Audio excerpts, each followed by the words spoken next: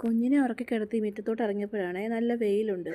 എന്നാൽ പിന്നെ പോയി തുണി അലക്കിടാന്ന് വിചാരിച്ചപ്പോഴത്തേക്കും ടെറസിൽ പോയി നോക്കിയതാ.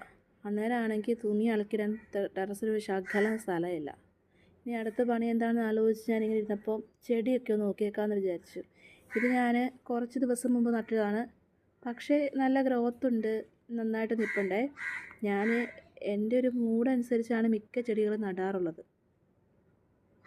ഇത് കണ്ടോ, ഈ കാണുന്ന ഈ ചെടിയൊക്കെ ഞാൻ വാഷിംഗ് മെഷീനകത്ത് ഒഴിക്കുന്ന നമ്മുടെ ലിക്വിഡ്സ് ഇല്ലേ, അത് ഫ്രീ ആകുന്ന സമയത്ത് അതെടുത്ത് കഷ്ടപ്പെട്ട് മുറിച്ച് അതിനകത്ത് കുറേ മണ്ണൊക്കെ നിറച്ച് അങ്ങ് നടും.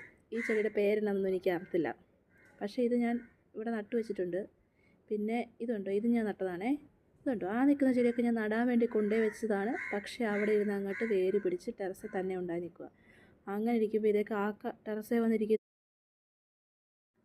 ഈ കാക്കയ്ക്കൊന്നും ഒരു പണിയില്ല. ടെറസിൽ ഈ മൂടിക്കിട്ട് ടെറസിനകത്ത് ഈ കാക്കയ്ക്ക് എന്ത് ചെയ്യാനാ?